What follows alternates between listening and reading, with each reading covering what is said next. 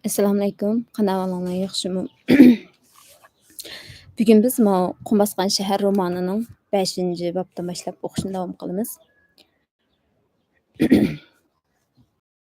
5-bob yaxshi qoldi yo'lovchi. Yana bir tong otdi. Supurgi o'rnidan sahar turib yuyindi. Bomdod namozini o'qib, Xudodan o'z gunohlarini tiladi. Ular yana yo'lga chiqishdi. Çokan bugun nemishqidir kamso'z bo'lib qolgan edi. U pat-pat eshak ustida ketib borgan supurgiga yer tegidan qarab qo'yatdi. Oradagi chog'da Çokan o'zining ansiz, kishini bezor qiladigan xo'rliq turmushidan jah to'ygan edi. U qancha qaytim shundoq bir kishining g'oyibdan paydo bo'lib, o'zini yiroq, xotirjam bir makonga akitishini tilagan edi. O'zini akitadigan u kishining chiroyining qandoq bo'lishi, yosh quromining qanchalik ekanligi uning uchun baribir edi. Uningga lozim faqat o'ziga panoh bo'la oladigan biror er kishi. Shundoq odam bo'lsa, uni dunyoning qanchalik yiroq yerlarga akatsimi mayli edi. U yerda u erining ashtamg'ini yetadi, sog'lom, budruq bolalarni tug'atdi. Uning bolalarini hech kim bo'g'ib qo'ymaydi. U o'z bolalariga qiynib emchak sola oladi. Bolalar cho'ng bo'lib, uning atrofi vang-cho'ngga to'ladi. Çokan o'zining o'rda ichida o'tkazgan turmushni o'ylag'sim kelmaydi. O'rdadagi didaklar, enik onalar, ayol chakarlar bilan o'rda xizmatchilarining o'g'irliqchi qilishadigan munosabatlari kishini bezor qiladi. O'rdadagi eslzodalar ko'z tushgan ayol xizmatkorlarni xush tutqanda chaqirib biror kecha o'ynab oladi-da, bu ishni birasiga tinib qo'ysalar kallasi ilindiganligini aytib, tahdid selib, adisli haydab chiqaradi. O'rda xizmatkorlar bilan bulung puchqoqlarda qo'rqib titrib bir ishlar bo'ladi. Shu hashamatlik o'rdida oddiy bir dehqonning xotini bo'lishni orzu qilmaydigan biror kinizak tepilarmi? O'rdadan mana shu shahzodani elib qochish ishiga bu Çokan shunglashqa o'z ixtiyori bilan ma'qul bo'lgan edi. U xavf ichida qolgan shahzodani qutuldirmoqchi. Rostni aytganda, o'rdadan yiroq bir joyda o'zining xotirjam turmushini tiklamoqchi edi. Çokan xiyol ichida supurga qaraydi. Bu odamning yeshini ancha cho'ngdab ketgan bo'lmaydi. Uningda erkaklarga xos hamma xislat topiladi. Ammo bu Çokanga nisbatan uning munosabatlari bir er bo'lg'uchiga emas, mehribon qarindoshga o'xshab ketadi. Bu odam yer terib xotirjam turmush kechiradigan dehqon emas, tugamas sargardonlikni o'ziga kasb qilgan g'alit odamdek qiladi. Supurgi bilan Çokan qandaqdir tashlandiq yo'llar bilan keng idirliqni kesib ilgirlamoqda edi. Yiroqda yeşilliklarga purkangan dumchak do'ngliklar. Uning marqisida qorliq tog'lar ko'rinadi. O'sha do'ngliklar tarafga akitadigan yo'lga qarab Çokanning ko'zlari nurlanib ketdi. "Bilamsan", dedi u supurgiga. "Bu yerlar menga tanishdek qiladi. Meni lashkarlar o'rdaga ilib manganda, harbi bilan ana shundoq do'ngliklarni aralab manganda qilgan. Biz uzoq yo'l yurgan. Harvida yana qandaqdir yuklarmi bordek qiladi. Men yo'g'on sandiqlarning o'ttirisida choy qilib o'ltirib, ma'pi milangzisining yo'chqidan o'g'irliqchi sirtqa qaragan edim. Balkim shu do'ngliklardan olqib tushsakla bizning yurtga boramdimizkin. Ular meni o'rdaga ilib manganda men kichik edim. Keyin anglasam, ota-onam hasrat chekib olamdan o'tibdi. Hozir yurtimda qandaq urug' tuqqanlarimning borligini bilmayman." "Sen o taraflarni o'zingning yurtiga o'xshatib olsan kerak", deb kuldi supurgi. "Dunyoda bir-biriga o'xshaydigan do'ngliklar ozmi?" "Sening deganing to'g'ridir", dedi Çokan. "Ammo mushu atrof ko'zimga issiq ko'rinyotidi. Shu atrofdan biz biror parcha yer setib olib tergan bo'lsak, sapani men o'zim so'raydim. Ertadan boshlab biz u tog' tarafga emas, mau chulliklarga qarab ketgan yo'l bilan mangamiz", dedi supurgi. "Oldimizdagi bu yo'llarda endi bizga ba'zi kunlab biror karvon, biror yo'lovchi yoki biror qo'nalg'im uchramaydigan ishlar bo'lib turdi. U yo'llarda odam shalong, shoh ayg'oqchilarining tutib ketishidan ansirashning hojati yo'q. Men qumliqlardagi eng yaqin, eng maxfiy yo'llarni bilaman. Quyosh choyining tavalligidan chiqib ketadigan oxirgi kechasi yo'lovchilar qo'nalg'i topolmay etizliqdagi tashlanib turgan bir ko'ni kap ichida tunidi. Kapining ustiga yopgan yog'ochlar chirib, qardab ketgan. Kapining bulung puchqoqlarini qilin to'r bosgan bo'lsa-mu, kapining ostiga quruq va yangi mangan yeyitilgan edi. Bu shu atrofdagi binam yerlarni teriydigan dehqonlarning yig'im terim vaqtida foydalanadigan turalg'usdek qiladi. Bir-ikki kundan beri mangan o'ng'ul-do'ng'ul tashliq yo'l supurgini obdonla charchatgan edi. U eshikini tushab o'tqa qo'yib, kirib uxlab ketdi. Çokanning ko'ziga bo'lsa, zotli uyqu keldigandek emas edi. Kündüzü yol boyida ko'ringan do'ngliklardan halqısaqla bizning yurtqa yetib baratdiq, deb o'ylaydi Çokan. Shu do'nglarning orqasida rostla uning yurti bormi? Yoki bu bir xiyoliy tuyg'umi? Bunisi noma'lum edi. Nimishqadir Çokanning kallasiga mushundoq bir faraz o'rnashib olgan edi. U yerda yiroqdagi oq bosh tog'lardan eqib keladigan süpsüzük tog' suyi, uzunga so'zilgan jilg'lar bor. Bir qitim otasi Çokanni shu yerlarga boshlab berib soydan beliq tutgan. Ayaq yollar, itizlar, yap-yeşil baranglar bilan pürkengen oddiy dehqon uylari, sayliklar hammasi uning esida turibdi. Agar u shu atrofdagi bir ishlamchining xotini bo'lib qolgan bo'lsa, nima degan yaxshi bo'lgan bo'ladi, ha? Bu notanish odam amdi cho'l yo'llari bilan uni qayerlarga ekdi? Ehtimol u mushu ketgunicha o'z yurtiga mangu qaytib kelolmas. Tun yarmida ayol asta o'rnidan turdi. Supurgi bilan kichik shahzoda shirin uyquda edi. Çokan talog'i chiqdi. Ay atrofni sutdek yo'ritib turadi. Yiroq bir yerdan sharqirab eqiyotgan suvning bo'g'iq ovozi keladi. Qayerlardandir itlar havishib qo'yadi. Demak, yaqin atrofda bir yerda yezibada qiladi. Çokan itlarning ovozi kelgan tarafni nishon qilib mangdi. Boshda old-keyinga qarab asta mangdi. Kapidan yiroqlashgandan keyin yugurishga boshladi. Xiyol bilan u o'zining nimalarga dastlab qaysi taraf qarab ketib borganini bilmaydi. Agar o'rdadan shahzodani izlab chiqqan lashkarlar bu atrofda Çokanni tepib oldigan bo'lsa, oldi bilan uningdan shahzodani surishti qiladi. U chaqda u nima deb javob berdi? Uning o'zining o'rdiga nima keragi? Ular lozimliq shahzodada. Agar kunlarning birida u shahzoda podshohlik taxtida o'tirib qoladigan bo'lsa, bu vaqt chig'ida o'zini tashlab qochgan inikonasini ayblab, kallasini oladi. Agar podshohlik boshqalarning qo'lida bo'lgan taqdirdami, taxtning kelgusi kushandisi bo'lgan shahzodani top deb uning jinini oladi. Agar shahzodani yilq yo'lovchi elib yiroqlarga ketib qolsa, u chog'da shahzodani u o'rda odamlarga qandoq tepib bera oladi? Çokanning ko'z oldiga o'rdadagi suvga tunjuqtirib o'ltirish, amchakdan esish, gelini bo'g'ib ko'zini chanoqidan chiqarib itish, qopqa solab dumbalash, oldi keynidan qo'zi qiqish, tirik turg'izib yuragini sug'urib olish degandek qabih jazolar keldi. U borgan siri dakki-dukkiga tushib, yurishdan to'xtab qoldi. Bu vaqtni o'ylagan siri uning ko'kslari chinqilishga boshladi. Oz o'tmay shahzoda uyg'onadi, deb o'yladi Çokan. U sut emish kerak. Yo'lovchi uni qandoq parvash qiladi? Uning yig'isini qandoq paslatadi? Shahzoda o'lib qolishi mumkin. Javobgarlik tuyg'usi va onalik mehri Çokanni orqaga qaytardi.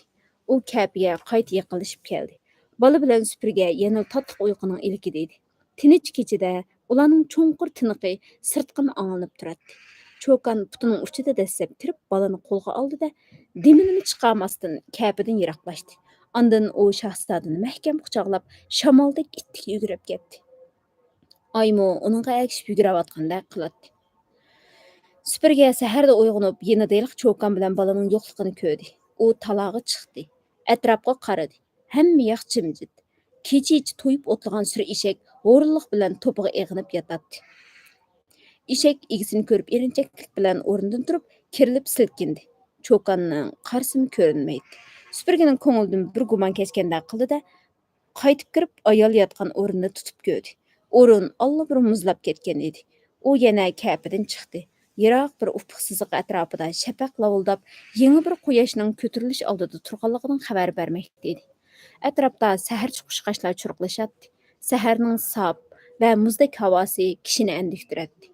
Supurga kapi ichiga yana qaytib kirib, xurjining og'zini ochib, shahzodaning onasi xarajat qilish uchun bergan tillalar silingan xaltini izladi. Xalta o'z o'rnida turadi. U qaytib chiqib, kapining oldida o'tirib, xiyolga patdi. Bu Çokan qayerga ketgan bo'lishi mumkin? To'g'ri. U tungun mushu atrofda bizning yurt bor degandek qilibdi. Demak, u o'z yurtini izlab ketib qolgan o'xshaydi. Undaqda u shahzodaning onasi bergan tillalarni nimishqa ketmadi? Balkim u meni xorjindan tilla silingan xaltini olg'icha uyg'onib ketmasin degandir. Yoki aldirashchilikda uning esiga xaltimi kelmagandir. Hech bo'lmaganda u tillalarni bo'lsa aktish kerak edi.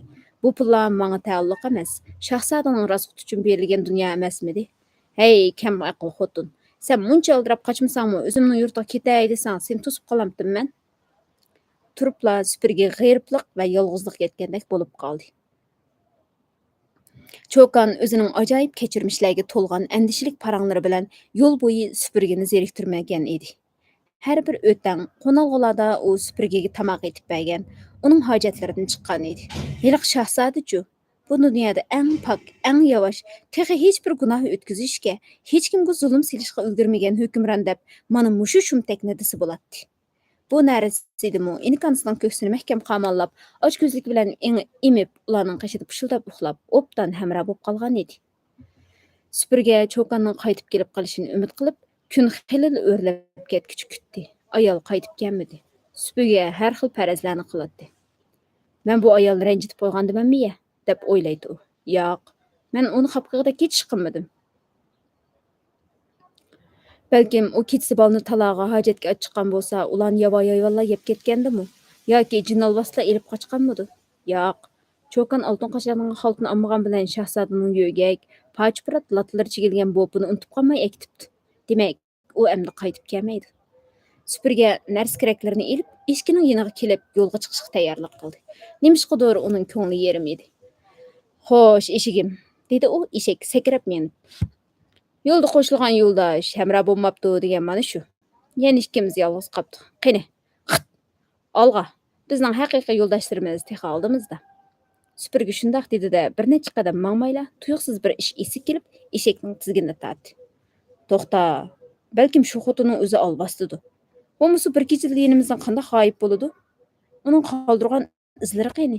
Hech bo'lmaganda sen ishkim uning qayoqqa ketib qolganini bilishing kerak edi-ku. Bu uchqanmidi yoki? Yo xudo, o'z panoyingda saqla. Undaqda biz bu bir qancha kundan beri bir olvasti bilan nam safar bo'lib mangdiqmi? Supurga bayili o'zi xo'rjinchaqlarini ko'tarib chiqqan eski kapiga qo'rqinch ichida qaradi, eshikni qattiq tebdi. Tiz bo'l eshigim. Bu sirliq yerdan darhol yiroqlashayli. Kim biladi, balkim yalaqi nimada? Ha, quyosh shoyi deydigan betchig'arning shahardan chiqib yo'liqqan xotinlarning har ikkilisi olvastidi. Bo'lmas nimishqa ular bosh ko'zlarini qap-qora chumbardilar bilan chumkib olgan. Sen yilqi bolasini bizga tashlab berib ketgan ayolning chiroyini ko'rdingmi? Men g'ilpol ko'rib qolgandek bo'ldim. Sen uni qanday ta'sirlab bersam tushunasan. Qisqasi, u bola tuqqan ayolga o'xshamaydi. Suratdek go'zal. Qiz bolaning o'zila. Alvastlar iziq turish uchun odamlarning ko'ziga ana shunday parilar siyog'ida ko'rinamish. Undaqda quyosh oyining o'zichu, u albatta alvastlarning eng kattasi. Iblis degan so'z. Bo'lmas nima uchun uning ismini anglaganlik odam qo'rqib titraydi? Yeliq bu vaqt shahzodachu. Otasi bilan inigonisi alvasti bo'lgandan keyin albatta u kichik alvasti-da. Shuncha kun yuribmi uning sabiy bolalardek bir qitim miliqlab kulginni yoki qag'ish qilib yig'lab baqqanini anglamabdi ben. Shu inikonsiq yepishilib sho'rg'ini. Heliq odamlarning topini teshib qinini ichirgan alvastlarning naq o'zi. Eng qo'rqinchlisi biz ular bilan birga hamroh bo'lib menibdik emasmi? Supurgining fikrlari bargan sir qalayimqonlashib ketdi. "Man qara eshigim" deb eshikka murojaat qiladi u. "Nimishqa sen 4 putlab o'milab mangsan? Men nimishqa 2 putlab o'rmangaman? Nimishqa sen menga eshak betish qolasan? Sen deb baqa. Zada alvasti bo'lgan yaxshimi, eshak bo'lgan yaxshimi? Nimishqa chiqmaysan? Sen mening o'zingdimi dötlikimga ishingni kulayotgansan a?" Kecha adoqni obdan chiqargan eshak ittik mengishida ketib boradi.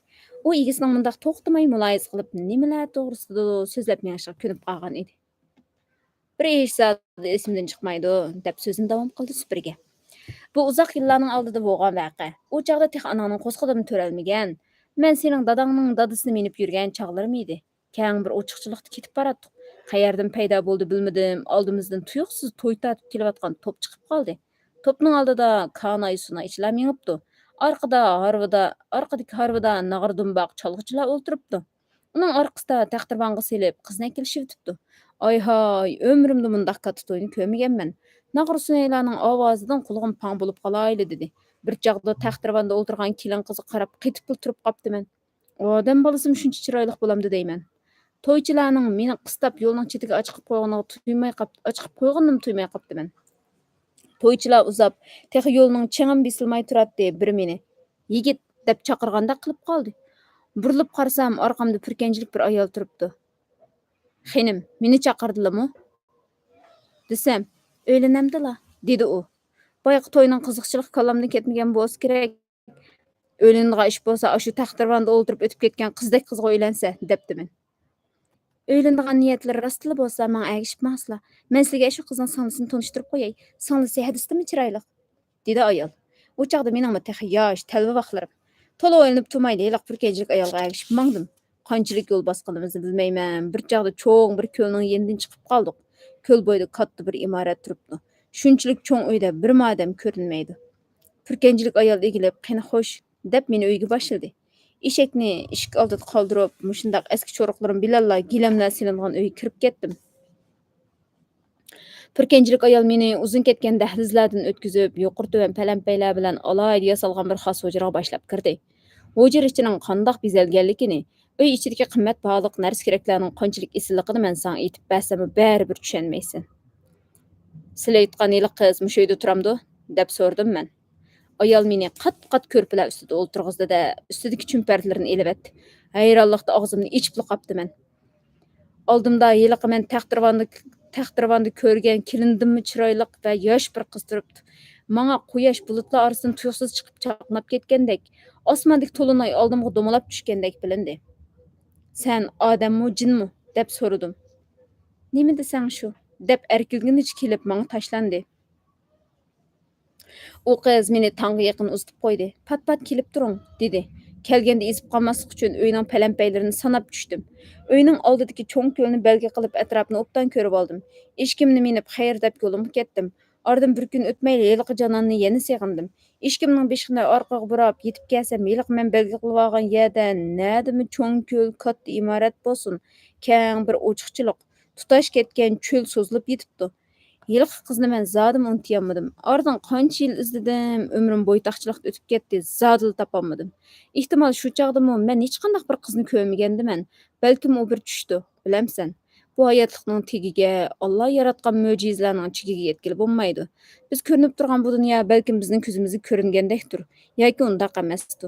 Ýa-ki saňa okşaş eşekleriniň közüge başgaça, osmanda uçup ýürgen kuşlarnyň közüge ýene başgaça, ýa-ki quýaş şaýdek iblislarnyň közüge tehimi bir başgaça göründigandy. Ýa-ki biz hemmemiz şundaq bir hyýaly tuýguda, dünýäde hata tuýgu içinde ýaşawatkandymyz. Ýa-ki uýgak turup düş görüp atkandymyz. Kim biladi? Belkim biz üçin hakyky çyn hayat fakat Allah'nyň dergahyga barganda başlandygandy. Öz mülaýizlarynyň täsirinde süpürge bir haza jimip ketdi. Onun işige qandaqdyr bir etiz ýollaryny arkaga taşlap, bir xil meňişde ilgirlemekde edi. Biz nimparalaga düşüp ketdik. Ýylyk çokan balany rastla elip ketgenmidi? Nabady o albasty bolmay adam bolgan takdirde hiç bolmaganda meni oýgutup, "Hoşgal ýolawçy, men ketdim" dep goýgan bolatdy. 5-nji bab müşäde ahyrlaşdy. Dawamyny dawamlyk okuýmaz.